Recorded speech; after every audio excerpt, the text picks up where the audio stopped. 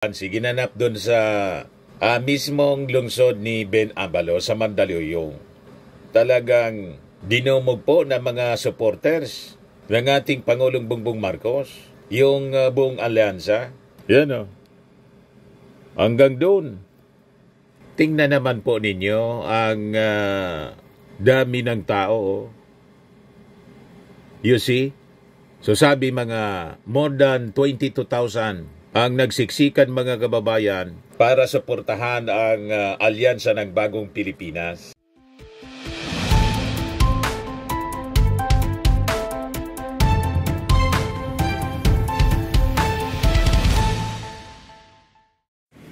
Talaga mga kababayan, yung kasabihan na when it rains it pours. Makita niya Mr. Maravillas. Ito yung balita kahapon, no? Sa Philippine Daily Inquirer. Sara Duterte, Zulaika Lopez, disbarment looms. Patong-patong na po ang problema ni Sara Duterte. Kaya laging galit. You see? Yung pa-smile-smile niya, kahapon mga kababayan, nang mag-appear doon sa DOJ para sa kasong inciting to sedition in grave threats, yung pagbabanta sa ating Pangulo. Cover man lang po yon, malinaw na cover. Stress na masyado mga kababayan. Stress na si Sara Duterte at ang kanyang pamilya. Pinasok nila yung stressful na buhay na sana hindi man ganon. Kaya lang pinili nila na pumasok sa stressful na buhay mga kababayan. But anyway, before natin pag-usapan, kasi kahapon grand rally ng alyansa, ang daming tao po. Malayo yung PDP laban na 2,000 lang. More than 20,000 ang attendance mga kababayan sa Mandaluyong. But before that mga kababayan, dito muna tayo sa joke time natin. Para iwas stress, padala ni Jean Cleofe de la Cruz. May magkaibigan, si Pepe at saka si Juan. Sabi ni Pepe kay Juan, samahan mo anya ko kasi akyat ako ng ligaw. Akyat ako ng ligaw kay Ana ngayon. O ngayon, sabi ni Pepe, para niya magustuhan ako, kailangang magpakitang gilas tayo. Dapat ma-impress sa akin yung nililigawan kong si Ana. Ang gawin mo anya, lahat ng sasabihin ko tungkol sa akin, dudublihin mo para ma-impress yung nililigawan ko. Walang problema, sabi ni Juan. Approve. Pagdating doon kay Ana, sabi ni Ana kay Pepe, ang ganda naman ang kutsi mo. Batin agad si Juan para ma-impress. May 3 kutsi pa niya si Pepe. Mas mamahalin kaysa dito niya sa dala niya ngayon. Ang gagandaan niya. Napansin naman ni Ana si Pepe na may suot na kwintas. Sabi ni Ana, ang gandaan niya ng kwintas mo. Batin agad si Juan. Marami niyang alahas pa yan.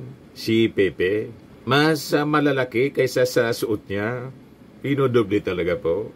Para ma-impress si Ana. Tapos, sabi ni Ana, Pepe, bakit parang may an-an ka rito? At saka dito sa sa may pisngi mo, bakit parang may an-an ka? Batin agad si Juan. Hindi lang niya yan dyan sa mukha. Buong katawan niya, tad-tad ng Tantad ng anan at buni. Galis. May galis mo niya yan. Sabi kasi po, kung anong sabihin ni Ana tungkol sa kanya, dublihin. Hindi lang niya sa mukha ang anan niya. Buong katawan tantad. May galis pa yan, buni.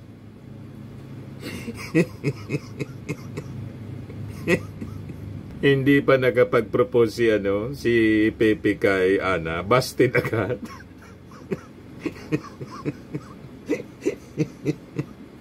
Anyway, joke man lang po, baga kababayan. Matik na, 200 pesos.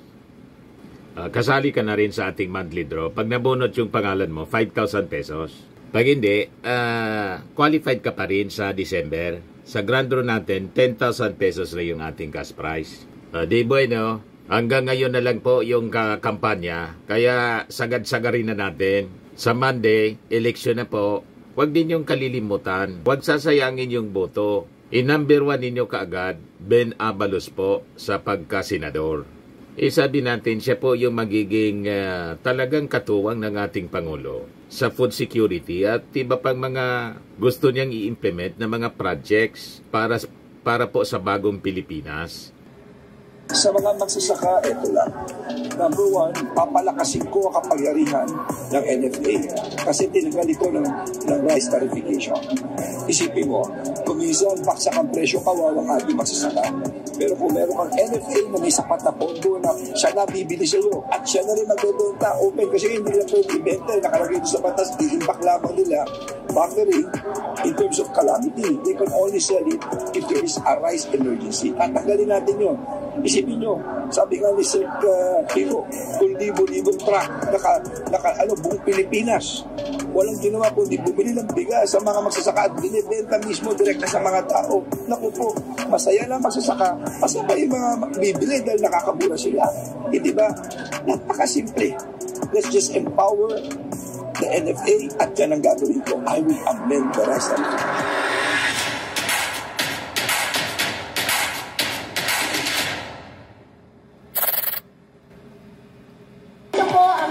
Barangay, para sumuporta sa inyo, nandito na po kami sa likod ninyo, Senator Benhar Abalos. Ang kuryente natin ay pangalawa sa pinakamahal sa buong Asia. 20 years ago, tinindigan ko ito. Kung ako'y congressman, tumutol ako rito sa pagwis. The most overtaxed in the whole world ay ang kuryente natin. Yan ang una ko ipapay para bumaba ang kuryente, tumami negosyo, tumami trabaho, at gumaang ang buhay ng bawat Pilipino.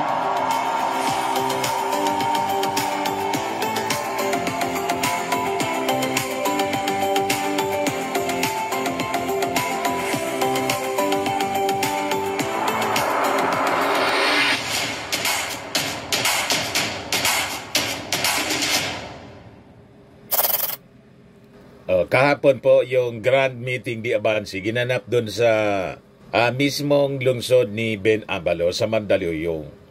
Talagang dinumog po ng mga supporters ng ating Pangulong Bongbong Marcos yung buong alyansa. Yan o. Hanggang doon. Tingnan naman po ninyo ang dami ng tao.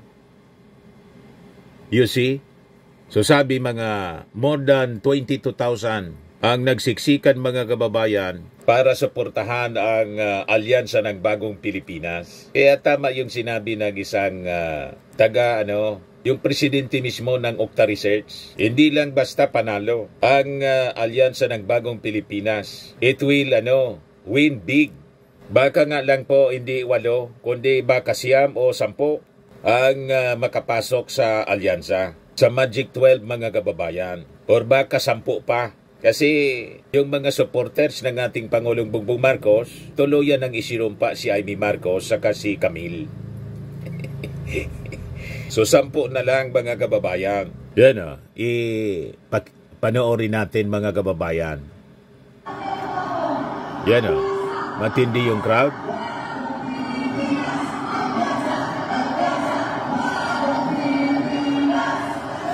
Okay guys, so live tayo ngayon sa 31 dito sa million po ito. At makikita natin, ayan. Video ng 31 million movement. So meron tayong magandang view.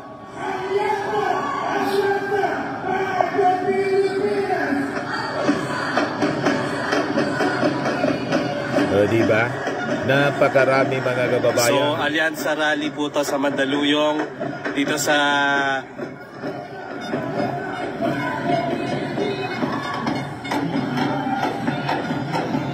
yan ang crowd mga kababayan. Si Ben Abalos. 10 na lang. Wala na si Camille Villar pa o. Nagsarili na rin ng kampanya si Camille. Siksikan po. Diyan si Andrew E. Mga supporters ni Ben Abalos.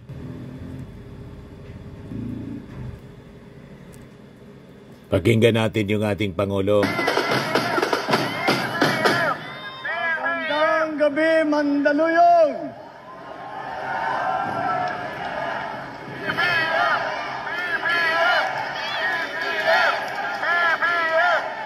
Alam niyo po, alalang-alala ko po itong lugar na ito.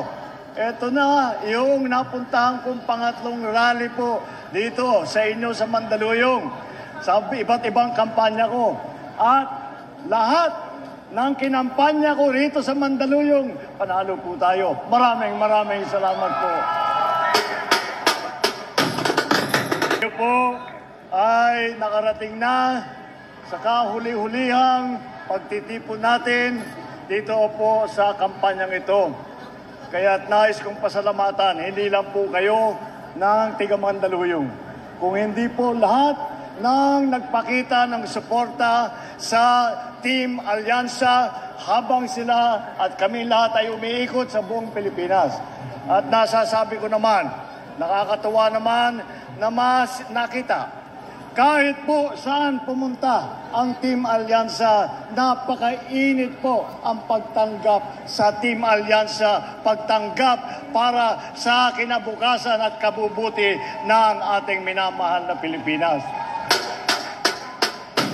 Naman po kami na umiikot at nagkakampanya, na-inspire po kami, nagiging inspirasyon po ang suportang nararamdaman namin, ang init ng pagmamahal na nararamdaman namin sa aming pag-iikot.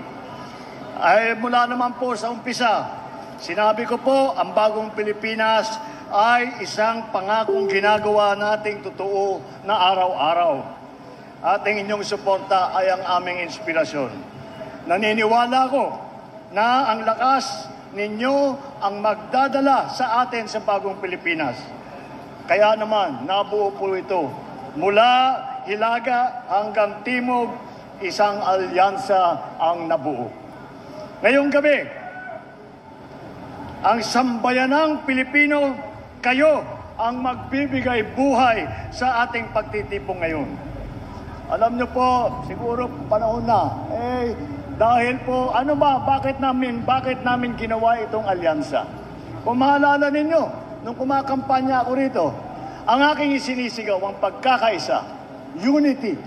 Kailangan sa aming pananaw, sa aking pananaw at sa pananaw ng lahat ng Pilipino. Wala pong mangyayari sa atin kung tayo ay nag-aaway-away po. Wala pong mangyayari sa atin kung tayo ay hindi magkasundo at hindi nagtutulungan. Kaya importante talaga na walang makapasok po sa pro-China. Kasi yung mga pro-China palaaway. Yung pinuno kasi ng pro-China group, yung Team Kadiliman, mga kababayan, laging galit at palaaway. Kaya sabi ni Yussi Castro, parte ka niya sa problema ng Pilipinas. Diniritso na po, mga kababayan. Diritso ng sinupalpal si Sara Duterte. Yun man talaga po.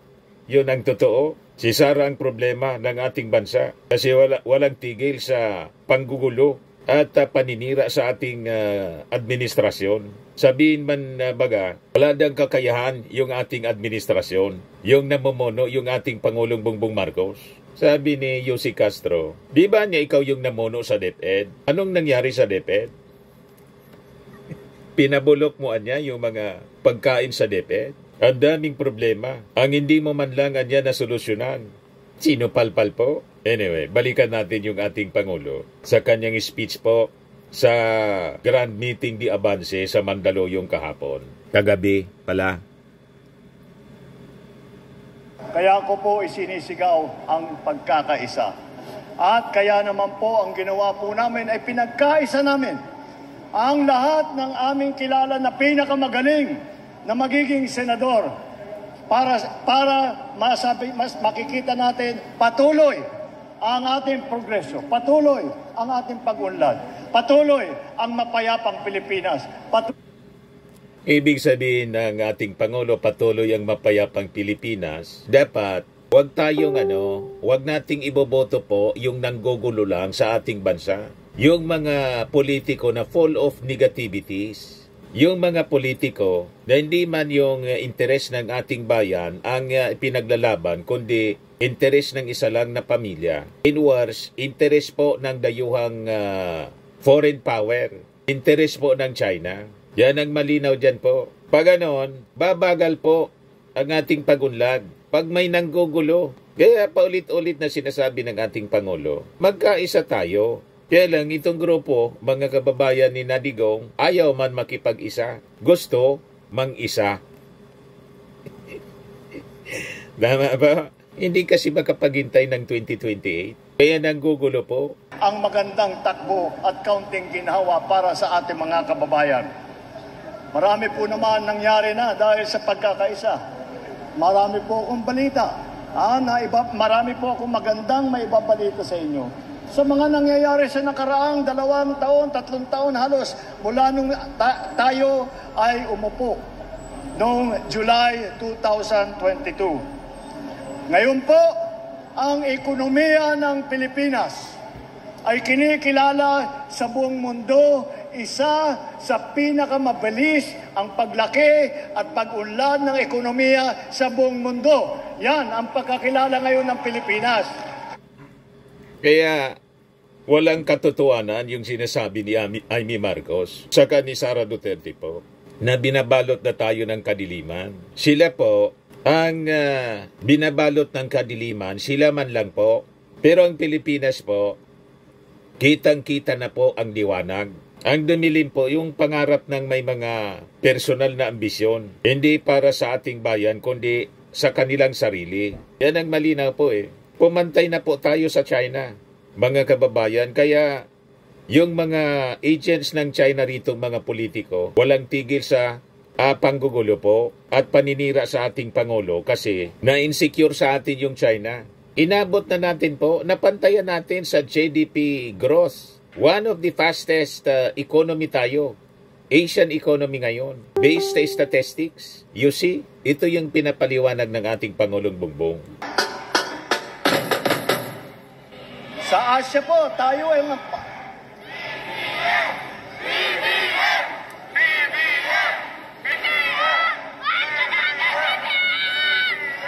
Kaya po, tayo ay kinikilala ngayon na maganda ang takbo ng ekonomiya. Dahil nung nagsimula po tayo, napakabilis ng pagtaas ng presyo ng bilihin. Yung po ang aming inaalala at dahan-dahan po namin itinatrabaho. Kaya naman, mula sa 1.8 pag tuloy-tuloy kasi pong naayos yung ating bansa, wala nang pag-asa yung mga kalaban ng ating Pangulo. Yon ang kanilang inaalala. Pag nagtagumpay ang ating Pangulo, siyempre kung sino yung i-endorse ng ating Pangulo as successor, at alam nila kung sino, kaya matindi ang paninira nila kay Martin Romualdez. Kaya si Amy Marcos, mga kababayan, diretso ng siniraan yung sarili niyang kadugo. Yung pinsan niya, si Martin Romualdez. Siya po Romualdez ang nagpapatakbuhan niya ng ating bansa. Hindi man Marcos, kundi Romualdez Araneta. Pati yung apelyido ng nanay niya, na middle name niya mismo, ni Amy Marcos, pinagkanulo na, ipinagpalit kay Sara Duterte. Doon sa latest advertisement niya. Ganon katindi po. Grabe selos nila, mga kababayan kay Martin Romualdez. Kaya ayaw nilang magtagumpay yung ating Pangulo. Kasi pag tuloy-tuloy ang pag-unlad ng ating bansa, ano pa yung ipagmamalaki nila? Wala na silang issue. Di ba po? Madaling sabi, utak talangka po. Crab mentality. Yan ang sabi ni Jose Castro. Huwag maging utak talangka. Huwag maging anay. Huwag maging isip bata. Yan sa press briefing ni Jose Castro. Tuloy natin ang talumpati ng ating Pangulo. Na yung 1.8% ng inflation, ibig sabihin gaano kabilis ang pagtaas ng presyo ng mga bilihin ay ito ay bumaba pa sa Marso. Kaya dahan-dahan bumababa, hindi na kasing bilis ang pagtaas ng presyo ng ating mga bilihin. Dahil po, naglagay po tayo, humingi tayo ng tulong sa ating Senado. Humingi po tayo ng tulong sa ating congressman. At hingin natin na baguhin ang mga iba't ibang batas upang maging mas magandang patakbo para lahat po ng mga lahat po na gustong pumasok na mag-invest dito, magdala ng pera po nila dito sa Pilipinas ay magiging maganda at makikita nila doon tayo pupunta sa Pilipinas dahil naayos na dyan at mas maganda pupunta tayo dyan invest na sa isang bansa, ibang bansa. At kung bigas naman ang pag-uusapan, pinapababa na natin ang halaga nito. Natupad na po ang MSRP or Maximum Suggested Retail Price. Nagsagawa na rin tayo ng Rice for All. Makakabili ng bigas sa halagang 33 pesos hanggang 43 pesos kada kilo sa mga kadiwa. Ngunit, pagkatapos ng eleksyon, dahil pinagbawal po kami na ilabas po itong programa na ito, dahil po baka gamitin sa kampanya. Kaya ang ginawa namin, pinaubaya muna namin sa COMELEC yung kanilang desisyon. At sa Martes, pagkatapos ng halalan, sisimulan na po natin, magbibigay tayo ng bigas na 20 pesos kada kilo sa piling kadiwa site. Ang mga benepisyo ng 4P, mga senior citizen, mga PWD, mga solo parent, sa tulong ng mga LGU, uumpisan po natin sa Visayas to at ikakalat po natin ito sa buong Pilipinas. Ito yung walang tigil na sinisiraan ni Sara Duterte. Hindi siya masaya. Hindi daw siya tutulong. Hindi man kailangan ng tulong mo. Ang iniingi sana ng ating mga mamamayang Pilipino ay yung tumigil kayo sa inyong panggugulo. Kung wala ka nang naitulong, wala ka na lang dapat na gagawing panggugulo. Tumahimik ka na lang. Kaya lang talagang desperation ang namamayani mga kababayan sa mga Duterte. Dahil sa masyadong yung inaakusa nila sa ating administrasyon, sa ating Pangulo na gustong mag-perpetuate sa power, ang katotohanan sila yung nag-iisip ng ganun. You see? Kaya walang tigil sa panira, mga kababayan. O ngayon, sabi natin kanina, when it rains, it pours. May disbarment case, mga kababayan. Sina Sara Duterte at saka si Zuleika Lopez. Mamaya ibigay ko po sa inyo yung kwento. Sara Duterte, Zuleika Lopez, disbarment looms. You see? Lahat ito dahil sa kagagawa nilang masasama. Balikan muna natin yung ating Pangulo.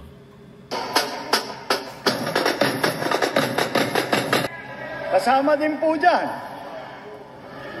kahit po makontrol po natin ang presyo ng ating mga bilihin, ay kailangan po para makabili ang ating mga kababayan, ay kailangan po ng trabaho. Kaya isa pang magandang balita. Sa buong taon ng 2024, naitala natin na ang unemployment rate, ito yung bilang ng mga Pilipino na hindi makahanap ng trabaho. Ang bilang ay bumaba hanggang 3.8%. Ibig sabihin, ito ang pinakamababang bilang ng Pilipino na walang trabaho sa nakaraang 20 taon. Naaayos na rin po natin yung pagbigay ng trabaho.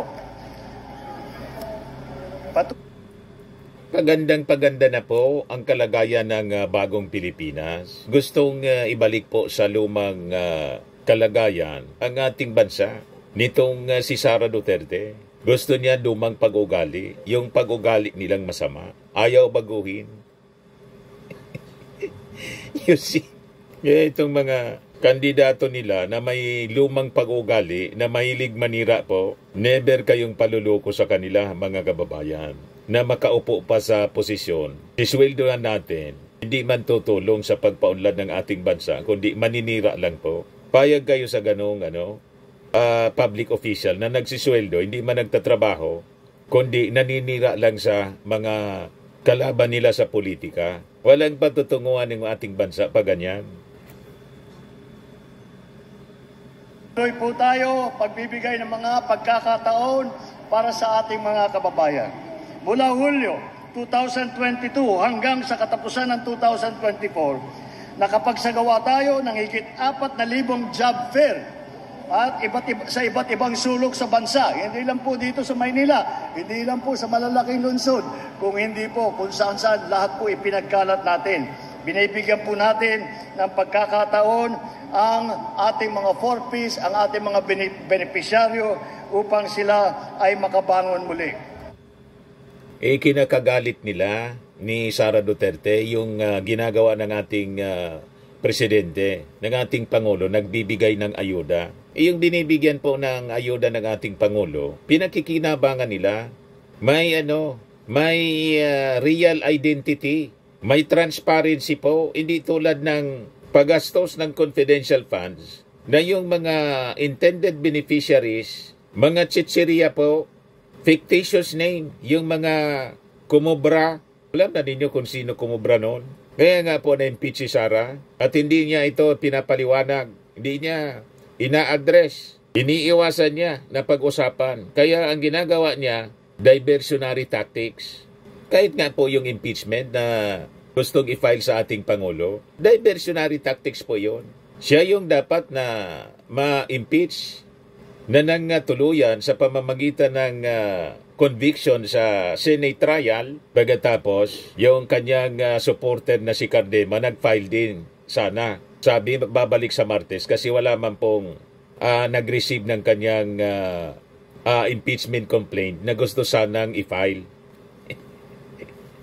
You see, diversionary tactics, mga kababayan. Imbes na frontally, i-address yung mga akusasyon laban sa kanya. Matalino na po yung ating mga mamamayang Filipino. Hindi po, no amount of propaganda at paglihis sa issue ang makakalimutan na lang ang totoong issue ng lipunan, yung pagwaldas po sa confidential funds. Kaya pinag-iinitan po itong pinakikinabangan na ayuda ng ating mga mamamayang Filipino. Bakit ka nagagalit sa pamimigay ng ayuda ng ating gobyerno sa mga mahirap? Na yung mga binibigyan po, real people, hindi mga kaluluwa. Di ba? Hindi mga chichirya. Patuloy po tayo nagbibigay ng pagkakataon para sa ating mga kababayan. Ito po ay dinadaan po natin sa job fair. Nung Labor Day po, nung May 1, nagsagawa tayo ng napakalaking job fair sa 69 na lugar sa buong bansa. Mahigit 200,000 trabaho ang inalok mula sa mahigit 2,000 employer. Kasabay nito, binibigyan pansin natin ang isa pang haligi ng bagong Pilipinas. Ay napakahalaga po nito. Lahat po tayo ay magulang. Inaalala po natin ang ating laging mga anak. Kaya inaayos po natin ang edukasyon. Inaayos po natin ang K-10 curriculum. Ito sana yung inassign ng ating Pangulong Bongbong Marcos. Nagtiwala yung ating Pangulong Bongbong Marcos sa kakayahan ni Sara Duterte. Yun pala, hindi man niya kaya. Pagkatapos ngayon, sinasabi ni Sara, yung ating Pangulo daw, walang kakayahan. Ikaw yung malinaw na walang kakayahan na magtrabaho ng maayos. Hindi mo na ayos yung DepEd. Paano pa ang buong Pilipinas? Tama? Parang si Epe, yung kandidato niya sa pagkasenador, gustong ayusin yung Pilipinas. Yan ang kanilang kampanya po sa PDP Laban. Hindi nga ninyo maayos yung buhay ninyo. Pamilya mo hindi maayos. Ayan, ayusin natin ang Pilipinas. Paano mo maayos ang Pilipinas? Kaya walang tao po dito. Nag-meeting si Kitty Duterte. Ay, play ko po ito. Ayusin daw yung Pilipinas. Hindi nga maayos yung buhay ninyo. Kaya kayo nasasangkot sa kung ano-anong problema, kaguluhan, kasi hindi maayos. Hindi maayos yung pagpalaki. Lumaki sa pagmumura. Lumaki sa pakikiaway. Tapos sabihin mo, ayusin natin ang Pilipinas. Ayan sabi rito, nilangaw. Ayan nilangaw. Akala ko maraming tao dahil todo sigaw si Kiti-Kiti. Ayan ang pagtitipon nila, mga kababayan.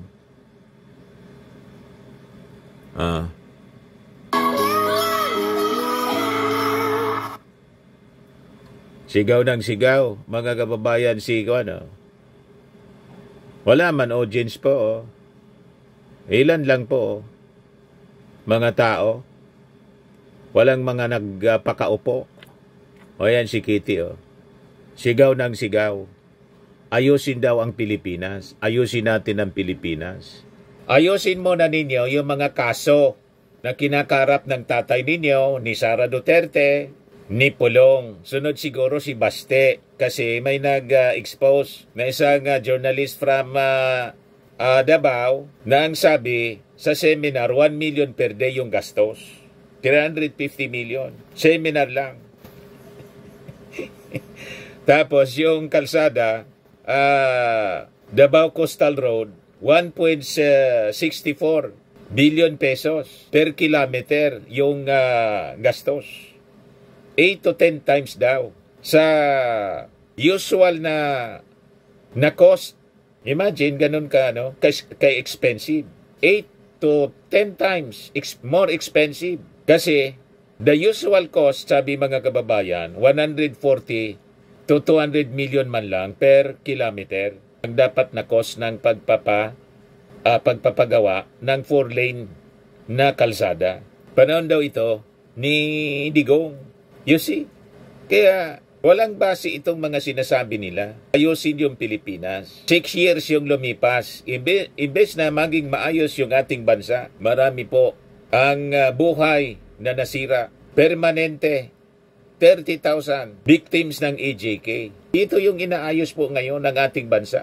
Galit sila kung bakit nakipag-cooperate sa Interpol yung ating Pangulong Bongbong Marcos. Obligado po tayo. Lahat ito consequences ng kanilang mga maling ginawa. Tapos kinagagalit nila yung ating Pangulo. Ipatupad ang bagong curriculum para sa kinder hanggang sa grade 10 noong school year 2023 hanggang 2024. Kasabay nito, atin ding isinasaayos ang curriculum ng mga senior high school. Yan porta sa ating kabataan at sa ating mga manggagawa para sila po ay marunong at kaya nilang makipagkompetensya hindi lamang dito sa labor market po dito sa Pilipinas kundi sa buong mundo. Kaya sumisikat po ang Pilyas sa mga Pilipino dahil napakagaling talaga ng Pinoy. Pero kailangan pa rin natin tulungan. Kaya bilang suporta sa edukasyon ng ating mga kabataan, mula Hulyo ng 2022 hanggang Marso nitong taon, nakapagpatayo tayo ng higit 16,000 bagong silid-aralan. At yan po ay proyekto ng DepEd, yan proyekto po ng pamahalaan. Ngunit, hindi pa sapat yun dahil tayo ay nagpapatulong sa ating mga kaibigan na nasa private sector na nagmamagandang loob po. At dahil sa aming pagkooperasyon at sa tulong nila, layunin natin makapagpatayo ng 15,000 silid-aralan. Ito ay may kuryente, may internet at kompleto ang kagamitan.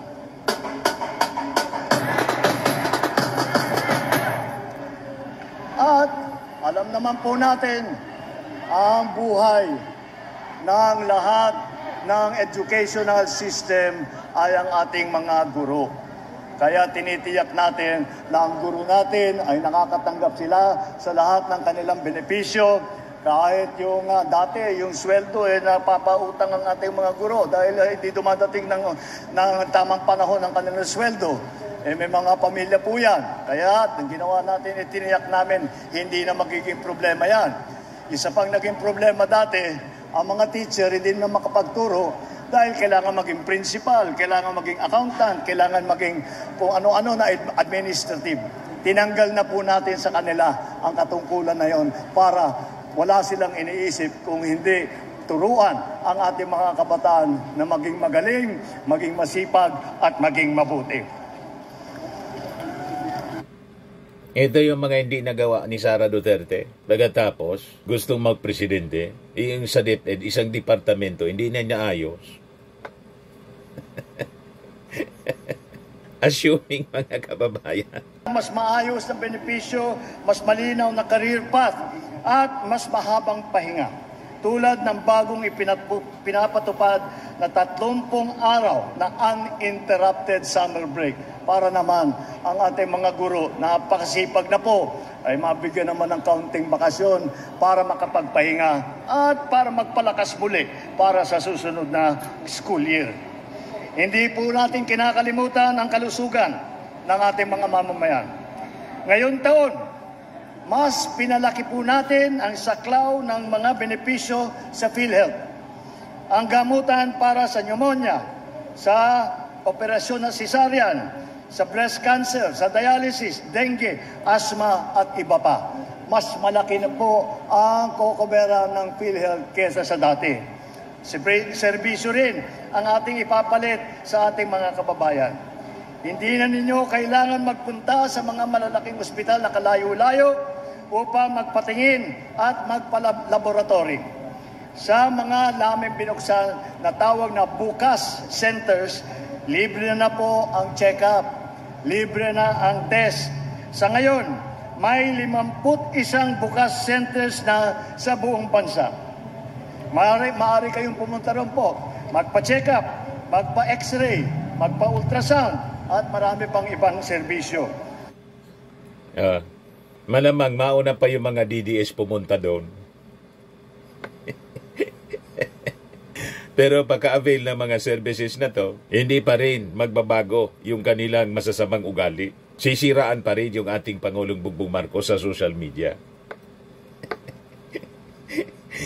Ganon mga kababayan. Meron na po tayong tinayo na 4 na bukas center. At kung pag-uusapan naman natin ang ibang bagay, hindi lamang tungkol dito sa ating kababayan, kung hindi ang seguridad ng ating bansa.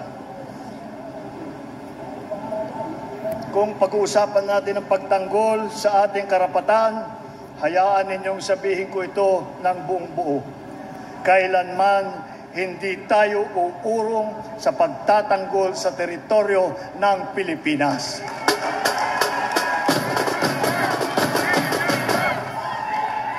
Bilang isang malayang bansa, dapat natin panampanindigan ang ating mga karapatan.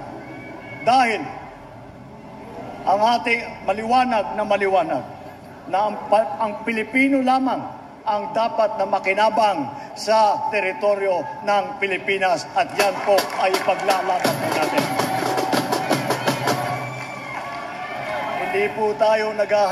Hindi naman po tayo naghahanap ng gulo. Tayo naman ay sumumpa po tayo, kami lahat ng opisyal, na ipagtatanggol namin ang konstitusyon ng Pilipinas, ipagtatanggol namin ang teritoryo ng Pilipinas, ang soberenya ng Pilipinas, ang karapatan ng Pilipino. Kaya po, kahit ano pang mangyari, hindi po namin titigilan na ipagtanggol ang Pilipinas. Kahit kasino man, napakalaking dayuhan, napakalakas ang puwersa, hindi po, ang Pinoy po hindi umaatras. Hindi po tayo aatras.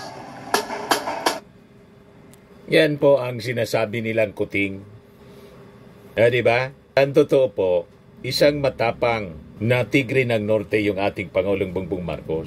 He is a strong leader. Ang patunay na strong leader yung ating Pangulong Bongbong Marcos, hanggang ngayon, Pangulo pa din siya. Sabi ng mga DDS, hanggang Pebrero na lang. You see? Tapos, inadjust nila, malapit na niya. Basta malapit na. Walang pizza. Ang patunay po na strong leader yung ating Pangulo, yung sinasabi nilang maisog na leader po, na-deliver na sa dahig. O diba? Yung spiritual advisor po ng maisog na leader, nauna nang nakahawla, si Pacquiao. O diba? Paano naging kuting yung ating Pangulong Bongbong Marcos? Paano naging weak leader? Sila lang po ang nagsasabing weak leader. Pero ano inabot ninyo sa weak leader? O di ba iyakan kayo? Yan kasi masyado ninyong minamaliit yung ating Pangulong Bongbong Marcos. Pagkatapos sabi ni Amy, hindi man daw Marcos ang gobyerno ngayon. Ang kumukontrol ng gobyerno, Romualdez Araneta. Siniraan yung sarili niyang kapatid. Pati yung kanyang sariling apelyidong Araneta, Romualdez, na apelyido ng kanyang nanay, pinagkanulo ni Amy. Ganon katindi. Mga kababayan, ang pagkalaso ng isipan ni Amy kay Digong at kay Sara Duterte. Ang kita ninyo ang masamang impluensya ng masamang kaibigan. Pati sariling kapatid pinagkanulo. Iboboto ninyo ang isang ganyang uri ng tao. Kung yung mismong kapatid, kadugo niya, ipinagkanulo, how much more kayo, tayo, na hindi nila kaano-ano. Nagets ninyo? Yung kapatid, sariling kapatid, pinagkanulo, tayo pa. Never. Kailangan kastiguhin natin itong si Amy Marcos sa kanyang mga maling ginagawa. Napakaganda ng ginagawa ng ating Pangulong Bongbong Marcos para sa ating bansa. Wala silang tigil sa paninira. Kaya po, sa puntong ito po, ay kailangan po ipaliwanag bakit ko po pinag-iisa-isa lahat itong mga programa at saka proyekto na ito. Para po makita po ninyo, alam nyo po, ang national government, ito po mga programa po namin. Ngunit, hindi po namin magagawa yan kung hindi namin kasama at hindi tumutulong sa atin unang-una mga LGU, mga local government, yung mga mayor hanggang sa barangay captain. Kailangan magkasama talaga, kailangan ulit nagkakaisa. Pero doon sa malalaking bagay na kailangan palitan ng sistema ng pamahalaan, kailangan palitan ng batas, kanino tayo tatakbo? Tatakbo tayo sa mga legislator, tatakbo po tayo sa mga senador natin. Kaya po, kahit nais natin ipatuloy ang ating mga magandang nagawa na. Ngunit, alam naman po natin, ay walang katapusan po ang trabaho ng serbisyo publiko at ito po ay marami pang kailangan gawin. Nakakatuwa naman po na nasimulaan na natin. Yan ang rason kung bakit mayroon tayong alyansa. Kailangan ang pagkakaisa sa pagsulong sa ating bansa. Sinasabi ko sa inyo, i-number 1 ninyo po si Benhur Abalos. Personal siya na ini-endorso ng ating Pangulong Bongbong Marcos. Yan o. Patuloy po tayong umaakyat sa mga survey. Benhur Abalos, number 1 sa Senado.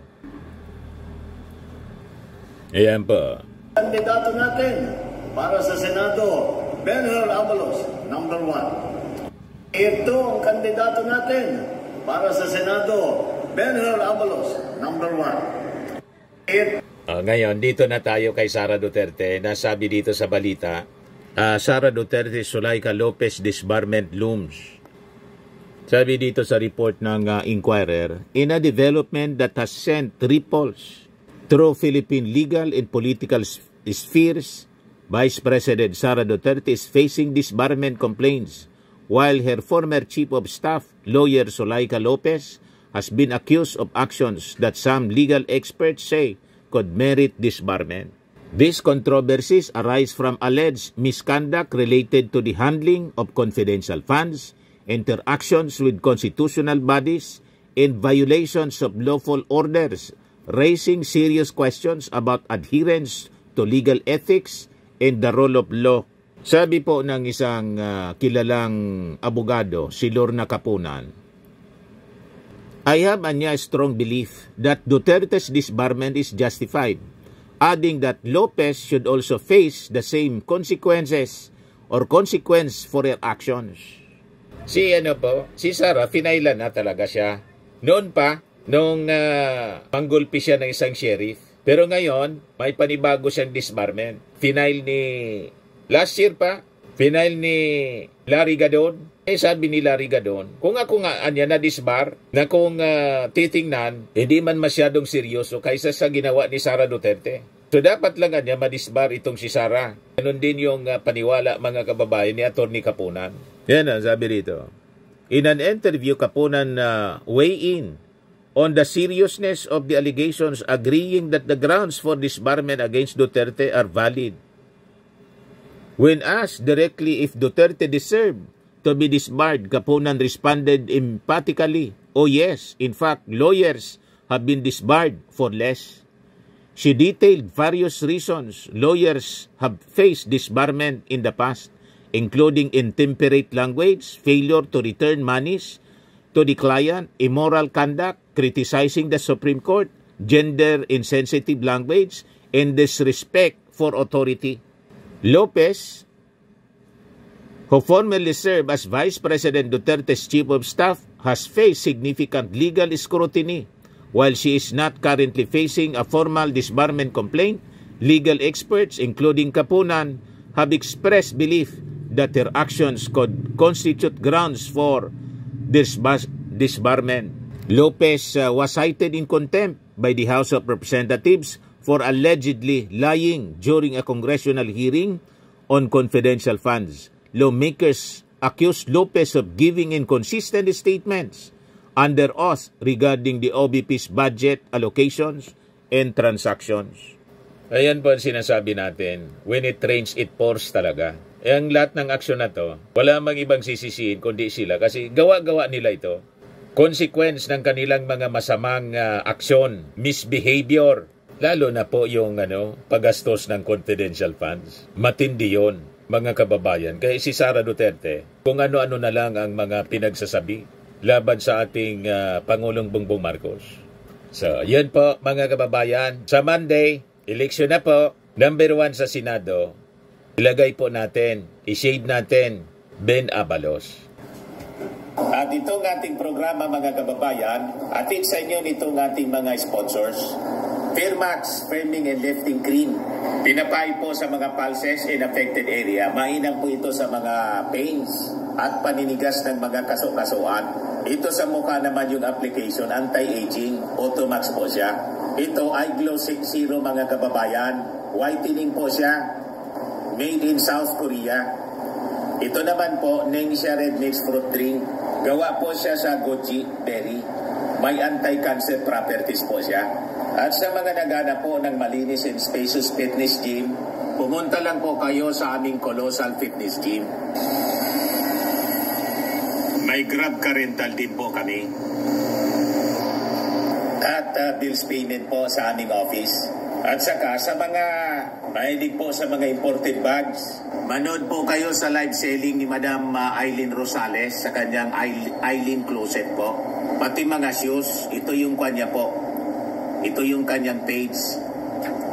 Kita ninyo, napakagandang mga online selling po siya. Si Madam Aileen Rosales.